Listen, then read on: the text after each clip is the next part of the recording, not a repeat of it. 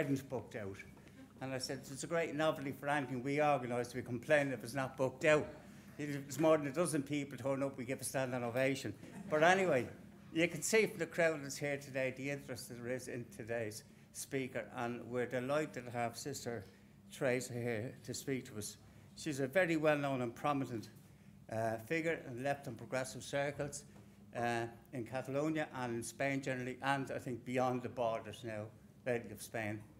She first came to prominence in 2009, I think a 1-hour video, denunciation and critique of the World Health Organization and pharmaceutical industry, big pharmaceutical industry, for pushing vaccines for swine flu, which she claimed and established clearly there was no scientific basis for it. It was simply about improving the bottom line for the pharmaceutical big companies. Needless to say, that did not endear her to big business. She is, I think it's fair to say, a most unusual character. She's a woman of the cloth, as you can see, a Benedictine nun who serves in the famous convent in Montserrat in Catalonia. She's known as a feminist, as an advocate of women's rights and of equality, which I think is appropriate with the referendum we have coming up here in less than 2 weeks. I'm sure the issues will be close to the heart of Sister Teresa. She's a critic of the EU and of austerity, and any critic of the EU is always welcome in this hall, because for years we've been more or less fighting a lone battle, trying to point to the EU as the enemy and largely source of the economic and social problems of this country, whereas there are those in government and elsewhere who try to portray the EU as some kind of a benign social democratic Disneyland that's good for everybody and no harm to anyone. I think people are learning the hard lesson, and they're learning it the hard way over the last few years in terms of the reality of the nature of the EU as one of the major threats facing working people in this country and across Europe. Sister Teresa was once described by El País, the main right-wing daily paper in Spain, as a paranoid conspiracist and a hoaxer nun. I don't know what the hoaxer nun represents. Hopefully we're going to find out. And I hope, like the rest of you, I'm really looking forward to seeing what Sister Teresa has to say to us. It's an honour and a privilege to have her here with us today, and I'm delighted that we have such a turnout. Thanks again for your patience, and I now introduce Sister Teresa Forcades.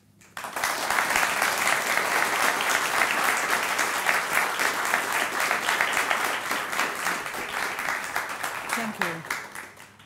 So, first of all, it's okay? Yes? You hear okay? Yes. Because, okay. So, first of all, I apologize for the delay. Eugene McCartan told me yesterday that there was a very beautiful botanical garden next to where I was, and I was there all morning, and then I wanted to go to the cafeteria, and then it was a long line, and then something happened at the cash, and then I was late, and he had already left. I had to wait for the cab, so, but I'm very sorry. So, no, that I don't mean. My talk today, I plan it in 5. By the way, the lights, I don't see your faces. Can the lights be changed so I see the faces of the people? If possible, if it's okay for the camera and everything.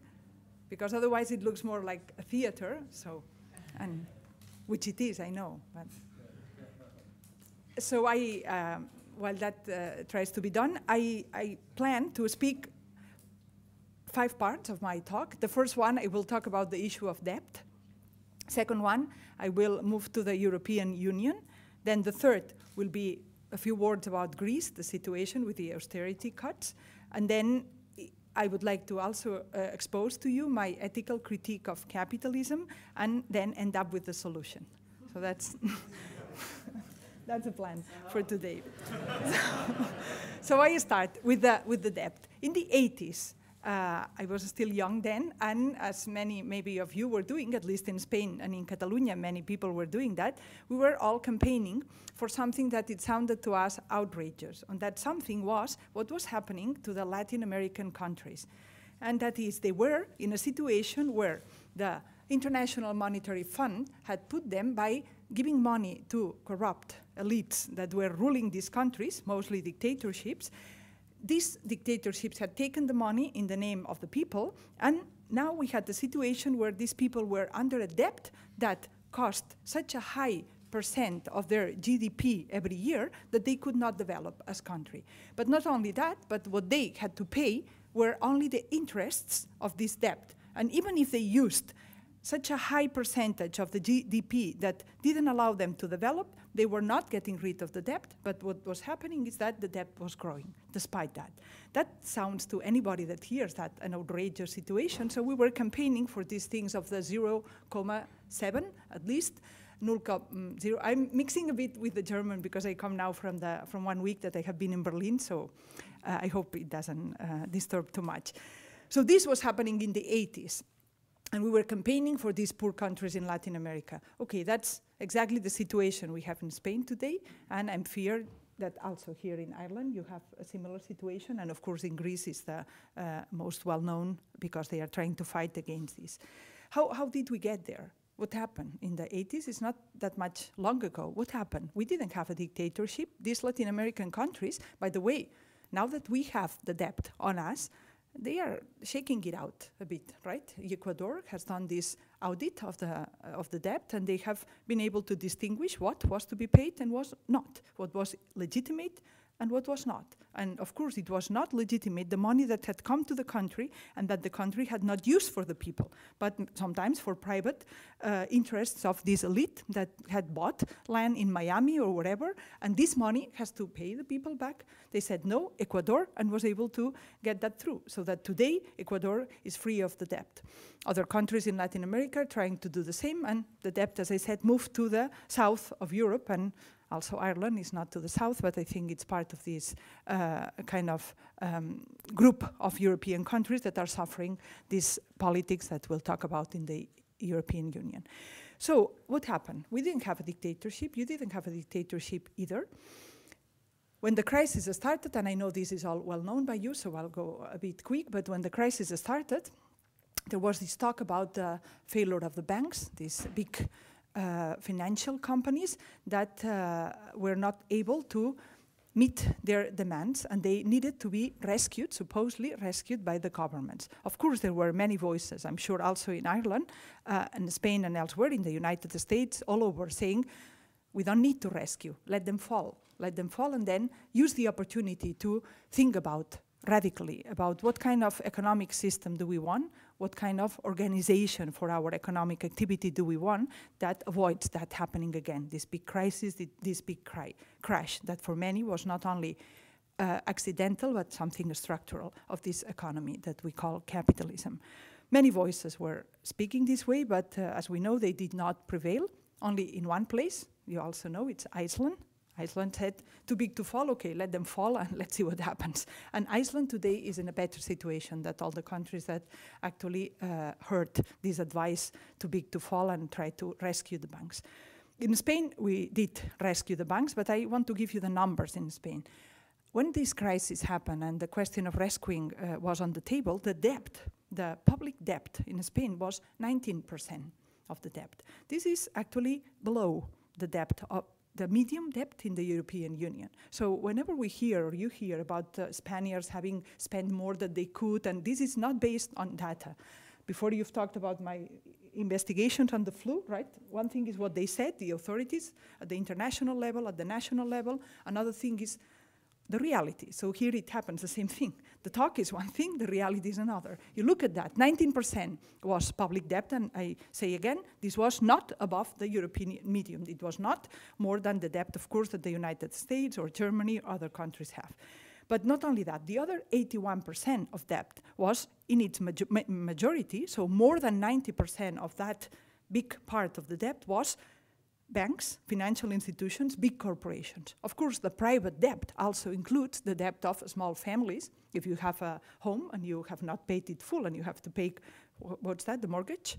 Okay, that's a private debt, of course, and that also belongs to this. If you have a small business and you also have to pay, if you buy something and you have to repay it in installments, all this is, of course, private debt. But the number is more than 90% of these 81% of private debt in Spain belong to these big institutions, mostly to the banks.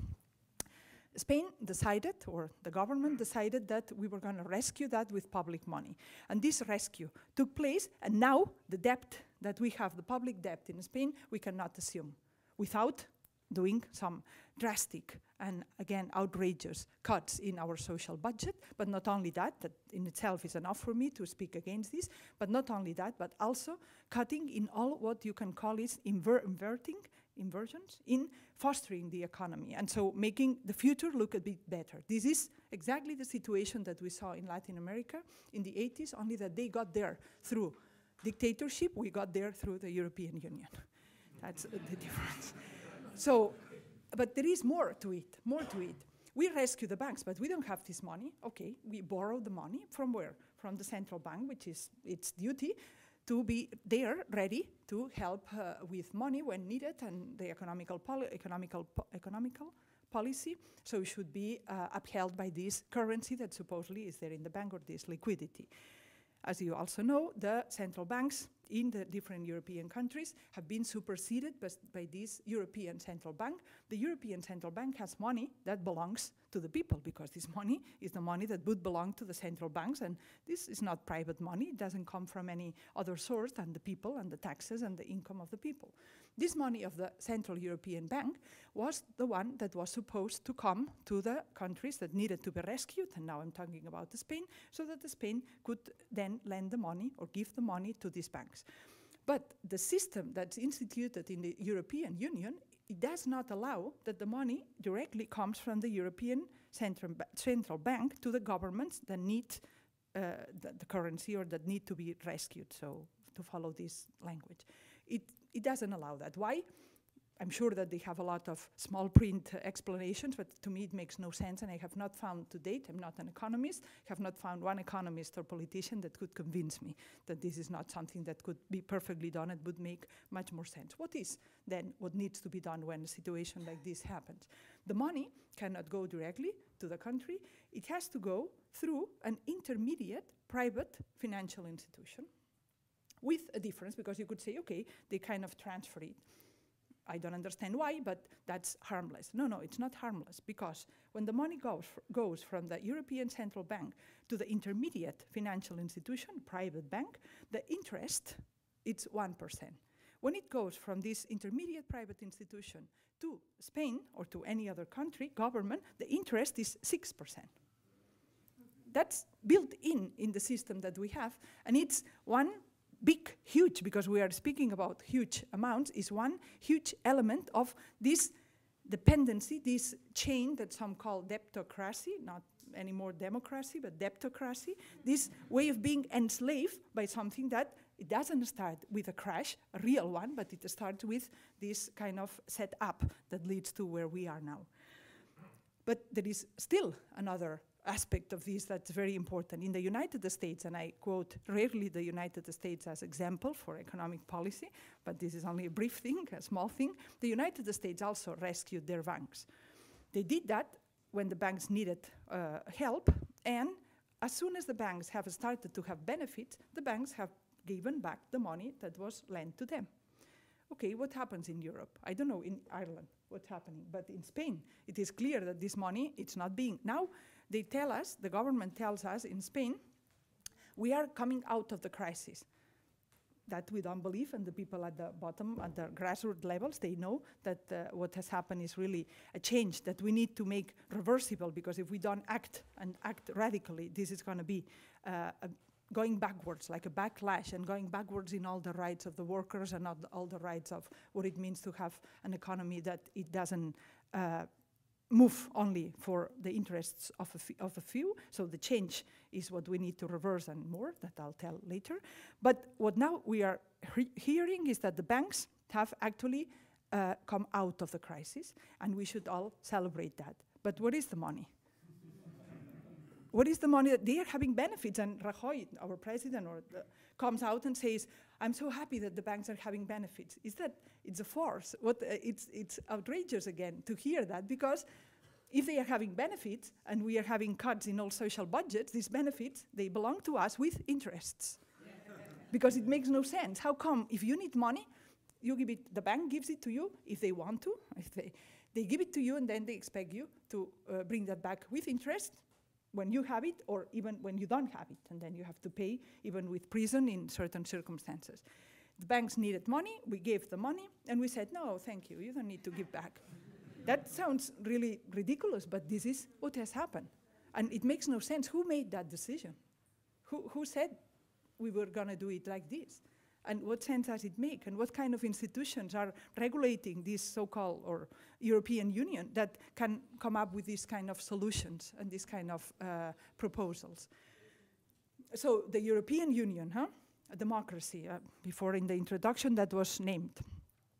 A democracy meaning three things for me. I think, have a tendency, or have had a tendency lately to reduce democracy to something that it's only, according to my understanding, it's only an essential but not sufficient, a necessary but not sufficient element of democracy, that is voting. I don't understand democracy without voting, and voting meaning a moment where each person has the possibility to think and to decide, and to do that in secrecy, and to do that with all the warranties that will be processed fairly. That is clear to me, right? Without that, I don't understand democracy. But that is not enough.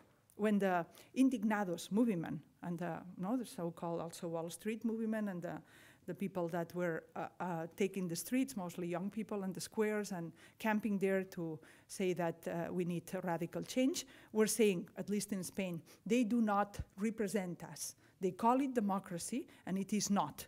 Maybe older people, especially in Spain, that we had the dictatorship not so long ago, thought, well, these young people don't know what they are talking about. We have been in a dictatorship, and what we have now, of course, it's a democracy.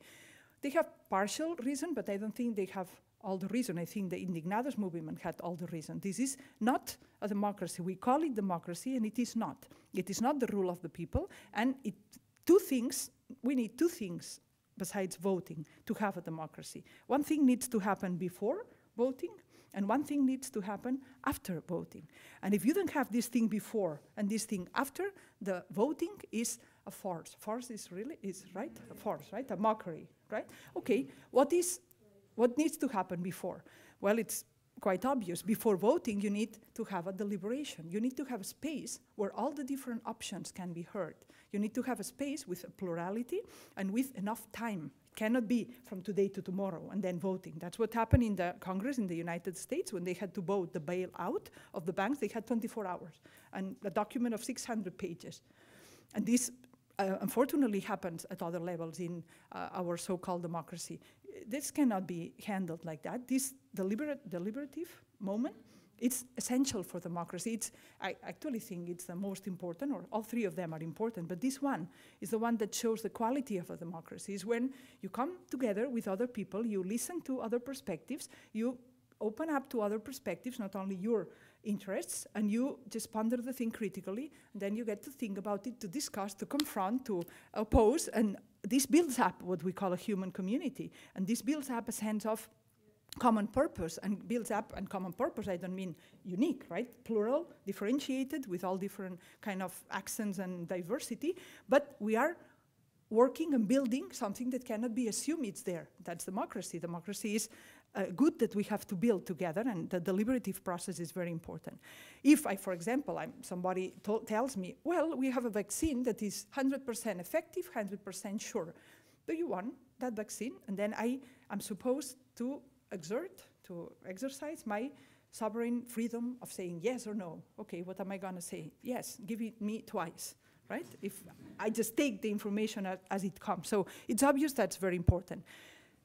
But there is another one. Even if you have the deliberative process as it should be, and you have the voting without manipulation as it should be, that's still, to my understanding, not democracy, because we need something to happen after the voting. And that is revocatory. Is that English word? Revocatory? Recall. What? Recall? Recall is to recall. So that means that you have thought out and discussed with everybody and perfect. You have voted in privacy and freedom. But maybe you've made a mistake and you realize a bit later. So do you have to wait 4 years to just be able, or 5 or 6, depending? Who says that? Where is it written? In Spain, the president that we have now in Catalonia, but also in the country, they came to the election with a program. They were saying they would do all following things. They were voted, and the next day they started undoing all that they had said they would do. And these, most people say, oh yeah, that's what they do today, right? In Spain, the people answer like this. This is, again, something that points directly to the problem that the indignados were pointing to. This cannot be allowed. How can we just assume that this is the way it works? You just promise some things to get elected, and when you get elected, you don't do them. You might be thinking, some of you, wait a minute, we have the motion of censure. Is that English? Like that. But in parliament, right? But that's the problem. That's also what the indignados were showing. We cannot have only representative democracy. Because representative democracy, you can have a motion of censure in the parliament, but in the parliament you are getting there through political parties that are getting there through campaigns that are being financed by the same big powers that are have invested interest. In Spain, all the main political parties, I don't know in Ireland, in Spain, all the big political parties have huge debts to the banks. And the people that belong to these parties, when they are out of office, they go to administration councils in big companies. There is an alliance. There is an alliance of interests between the people that end up, not when they start, maybe they are honest people when they start, but the system is built in such a way that they end up being part of the interests that are not the interest of the majority. So this is a corruption of the system. When people say the problem is not only that there are corrupt people, and as you know, in Spain and also elsewhere, there are plenty of them in politics, but the problem is not, or the main problem is not that there are corrupt people. The main problem is that we have corrupt system. And I think the corrupt system is these examples I'm giving. What I told about the banks, that you have embedded in the rescue of a country that has problems, embedded this direct transfer from money from the public, the people, directly to one of the institutions that have the greatest benefits in the world. And this is not something that you decide, it's something that's already there in the system. That's what I mean by a corrupt system. And there are many other items that apply to this. So this European Union, does it have what we need for a democracy? This voting, this deliberation, and this recall? Well, the executive, we have this other idea about democracy that we need from Montesquieu had already talked about the need to separate the powers, to have the legislative and the executive and the judiciary separated. How is that in the European Union? It's a mess.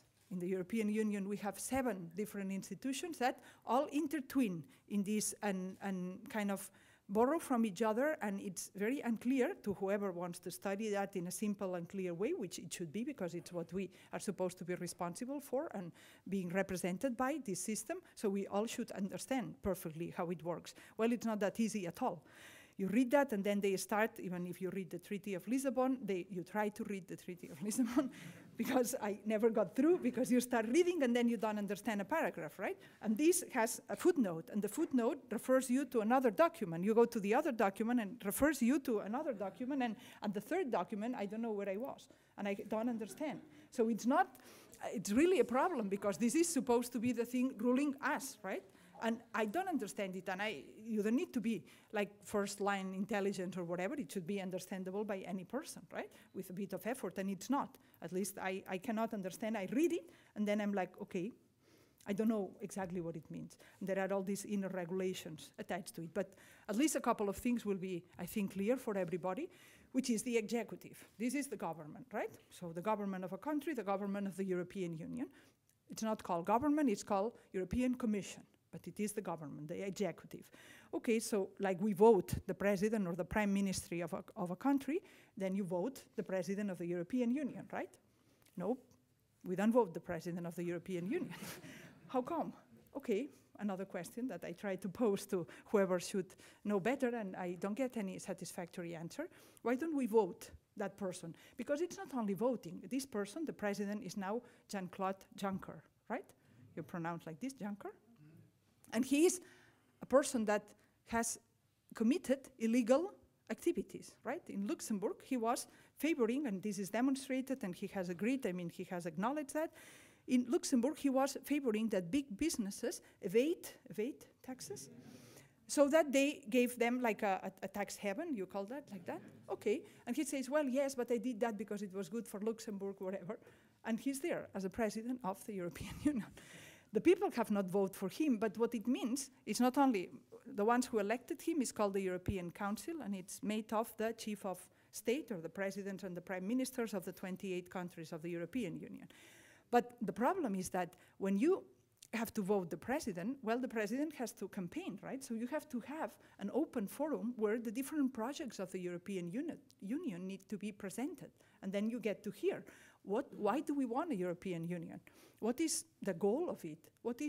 For what do we want it? And what are the different ways to achieve that goal, if we agree that it makes sense and that we want to have a goal in this sense? How the same thing that you have when you have a campaign, and if it runs well, because sometimes you have different options that they don't touch the essential changes that need to be done, but this is then too bad that you don't have more people trying to run into this contest, and also has to do with this financing, that big economic forces need to finance the campaigns, and so there are also problems there. But at the European Union level, we don't even have that with all the problems that it has. We don't even have that because we don't have this opportunity to hear different projects and to choose between the different projects, what kind of government do we want, what kind of European Union do we want.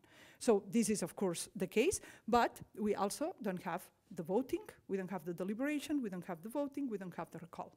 So zero democracy at the most basic level for the government of the European Union.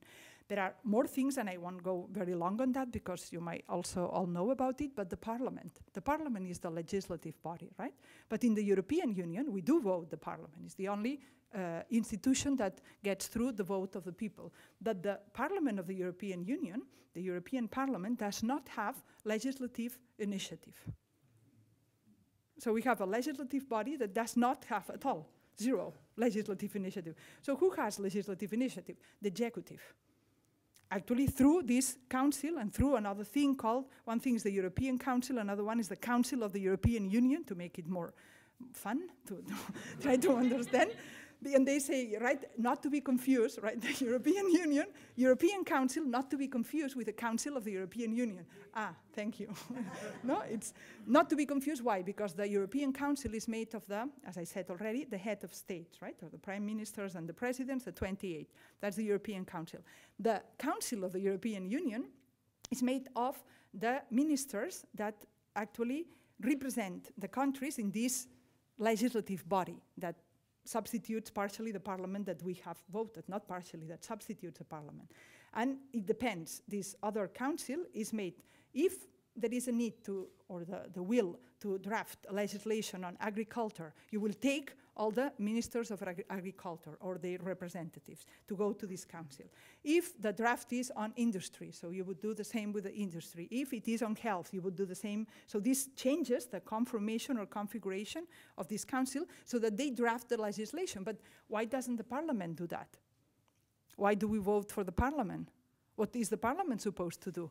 Well, the parliament is supposed to say yes or no to what this other group that we have not voted. And so, again, we have not had the chance to hear the different projects of European Union and the reasons why they want to foster it and they think it's a good idea.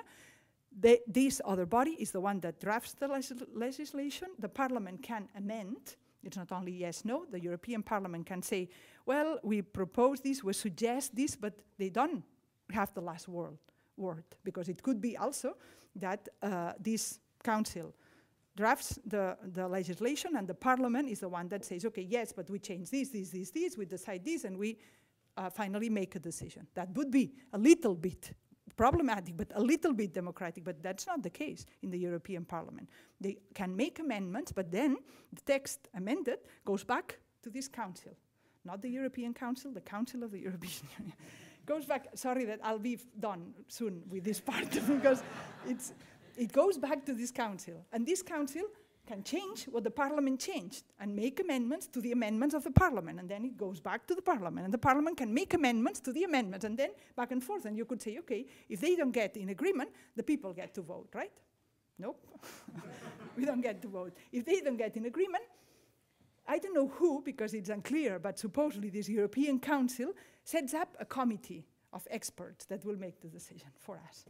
So that's, I will not go on because it's, as I said, kind of very confusing, and I think we got the point that what we call democracy and all these words that we have in these treaties and that the politicians and representatives are so keen on stressing Europe as the cradle of democracy, Europe as the post that saves democracy in the world and it represents it, Europe as, this is really a farce again, right, a mockery. This cannot be listened to without outrage and without trying to organize as soon, as quick and radically as we can to stop this if we can.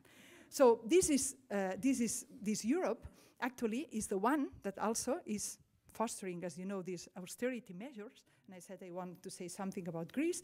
We have then, in this context that I'm describing a bit quick, we have then, of course, the need to organize, the need to oppose, the need to say enough is enough, and not to say it only in the streets, which was, I believe, very important. And some people say this Indignados movement was there in the street and then it died. I don't think so. I think it did not die, but it needed to be articulated without losing this need to be out in the street and to be active in the social movements and to be working at the grassroots levels. Without that, nothing of what I'm going to say is possible. That's, for me, very clear. But we also need to articulate this outrage, this indignation in a political alternative. Because if we do that, then we have a chance to overturn what we have now as our political system and also our way of organizing. So in Greece, that happened, and these different small parties were coming together and formed this coalition called Teresa, and then it got into parliament, and then it waited there, and it built up the momentum, and as we all know, now they are governing. They are ruling. And they are ruling with a very clear program of confronting these austerity measures and doing that in a way that would favor the people of Greece and put their well-being above any other consideration. Okay, well, they are having a tough time to do that.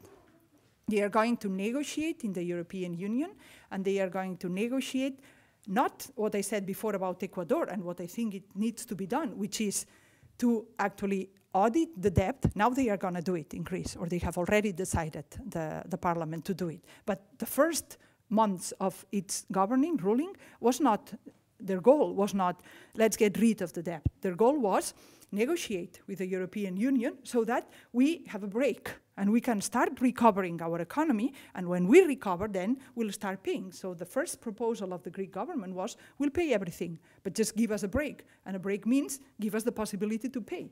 Because the situation now, it's really a situation like the one I described for Latin America. It's like a vicious cycle or a devil's crisis, right? Vicious circle or... So it is impossible, even if you have the best will. You cannot just give what you don't have. So let me build that thing first. Huh? So this is what Varoufakis, this minister, or now he's been removed a bit from the negotiations, but Varoufakis was trying, and he was explicitly saying we need to work within this capitalist framework and we need to work within this European Union. But there is another prominent economist in Syriza, which is called Kostas Lapavitsas. You know about him. And he, from the beginning, is saying, this is no way. There is no way you can either reform capitalism, that doesn't work, to make it be in favor of the people. Who has heard that? That's impossible. And it's also impossible to work within the Eurozone, because the Eurozone has been created precisely to put in place these mechanisms of dependency. So it's even Schäuble, it's the minister, the finance minister in Germany, who said from the beginning, we have to work for a negotiated exit of Greece from the Eurozone. Not that they are happy about it, but it's the only way that Syriza can honor what they have promised in their electoral program. So this context where I believe what Lapavitsas is saying is negotiated exit from the euro would be the best, but if we cannot negotiate, so we exit anyhow, right? That's what I believe, following this author, that it's the only possibility for Greece to be able to honor these promises and to be able to start making small steps towards getting out of this logic of austerity and debt and being caught into what also, as you very clearly know, has been, I explained about Spain, but in Greece is the same thing, right? This money that now the Greek people have to pay is not money that the Greek people have used or have benefit from. It's money that directly has gone, in their case, not even or not only to national banks that had crashed or were about to crash, but to German and French banks mostly, and German and French investors. So from a humanitarian and logical and social justice-oriented point of view, it makes no sense at all. So now, as I said, I would like to give you this critique, because the point is, within capitalism, I don't think there is a solution for that. And I do have a critique of capitalism that I call an ethical critique of capitalism, and I would like to share with you, although I think the audience, because I usually am used to speak to audiences that are not anti-capitalist, so then I explain. So here I can go quick, because I assume most people will say, come on, we know all this, right? So I'll try to go quick, and then we can just have a conversation and have some dialogue here. But I'll say that, and then, as I said, I'll give you the solution. So the anti-capitalism, how do I ground my critique of capitalism? I do that, as I said, on ethical grounds. I call it like this. And I start by questioning something that sometimes I believe the also communist, socialist-oriented intellectuals or parties have acknowledged or have maybe fallen into the trap of thinking that capitalism actually, there are two main values or huge values in the world which a society needs to take into account, and one would be freedom, the other one would be equality or justice. And capitalism would be, according to this, that I'm going to criticize right away, but according to this perspective, capitalism would be the one that's ready to sacrifice justice or equality for the sake of more freedom, more personal freedom. And, on the contrary, socialism, communism would be the system that's ready to, both of them would say, okay, I want both, right? I want freedom for everybody, I want equality for everybody. If it's possible, we are all in agreement. But there are some constraints. So if there are constraints, what do you choose? So capitalists would choose to cut down or to restrict freedom equality or justice, to have full personal freedom, and socialists and communists would be ready to restrict personal freedom to have full or the fullest possible equality or justice. I think this is false. And I think this dichotomy is false, and I could explain that of how I think about because I think that freedom and justice, they cannot be separated, that freedom and equality, what it means really equality, they cannot exist the one without the other. If you have no freedom, you can have no justice, that's obvious. And if you have no justice, you really can have no personal freedom. And this I could argue theologically, but I want to today with from St. Augustine, and I did my doctoral dissertation. I'm a physician and a theologian, and I did my doctoral dissertation in theology about the Trinity and the notion of freedom and love, and how fundamentally they belong to each other. And it is very clear for me that in the Christian tradition that's the case. But I don't need to only call the Christian tradition, because there are other traditions that I would like to recall now, that also speak about this. But before, let me still say a word about this theoretical understanding of freedom that is prominent in capitalism. In capitalism, we often hear that statement that maybe some of you have heard and think, okay, that's quite reasonable. It says, my freedom stops where yours start. Something like this. My freedom stops where yours, or my freedom, like that, right? My freedom finishes where yours start. So this might sound something reasonable, meaning that you have to pay attention to the other person. You cannot just pretend that, well, you are alone in the world, so you respect the other person and you realize that your interests come this way, but then the other person's interests are there too, and you have to pay attention to them. So at the first moment, you might think, okay, that's quite neutral definition of freedom and something that we might be able to accept. But this definition of freedom, this way of looking at the issue of freedom, I consider fundamentally flawed and wrong, and it's the one that's linked to this capitalist worldview. Because if I say that my freedom stops where yours start, this is actually a competitive view of freedom, and if I want to expand my freedom, which is something that we all my opinion, we all should want to do, right? To have as much as possible of freedom. If I want to expand my freedom, what's going to happen to yours? If mine stops where yours starts, well, if I am able to expand mine, yours is going to shrink. Or maybe it will get displaced and somebody else's will shrink, which is what happens. Is this competitive? And it's like a territorial understanding of freedom. Is there another understanding of freedom?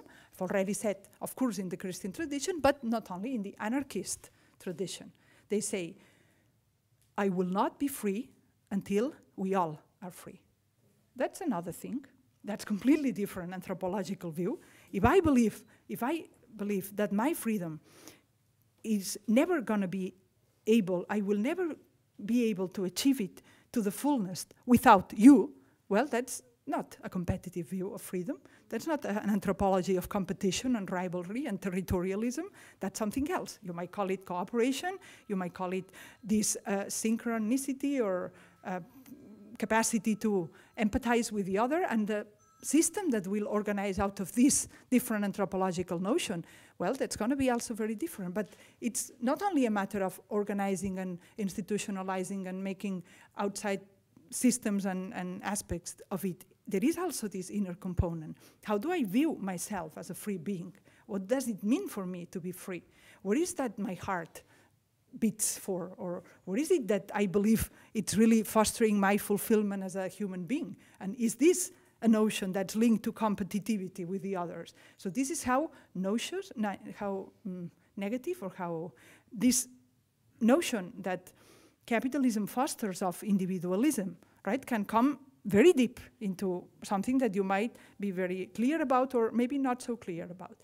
But this would be a critique at the theoretical level, but I would like to critique also at the practical level this idea that capitalism is with freedom. And then, of course, the ones who don't like capitalism is because we prefer justice and we prefer equality and we are ready to give up a little bit of freedom. I already said I don't agree with this, and I say that because I think there is no reason whatsoever, no basis whatsoever to acknowledge capitalism as the fosterer or the system that fosters freedom for the majority of people. Capitalism fosters freedom, that's true, but for a very few. And the name of that, freedom for a few, the real name is not freedom, it's privilege. And that's very different. And this has...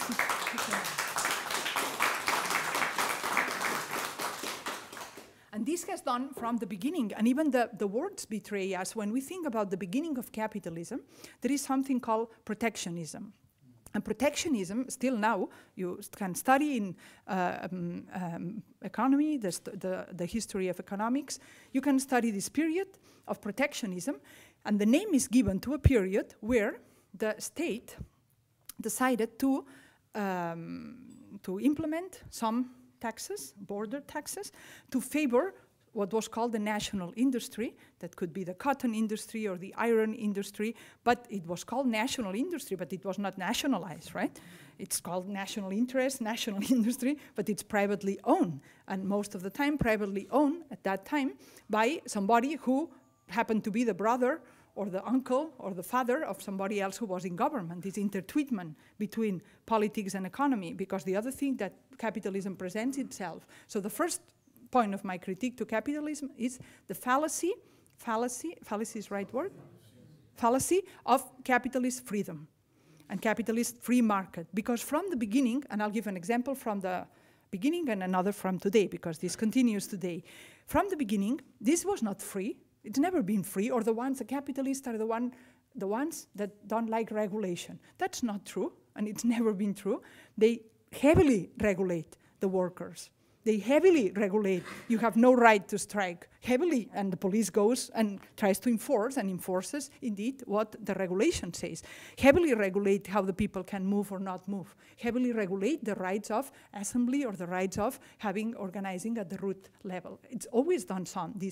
It has always done so, this heavy regulation. And about the national interest that I was calling this protectionism, national interest, the interest of a few private owners that get the benefits for themselves, and supposedly these privately made and owned benefits trickle down and then favor everybody else, right? So that's why we have to protect them, because it's good that we have rich people among us, because they then do things that are good for all of us, period. No, that's because this money, it's not being directly invested or directly shared or directly getting to everybody. Supposedly they are giving work, what kind of work and in what conditions, to people, and that's enough to get this protection. But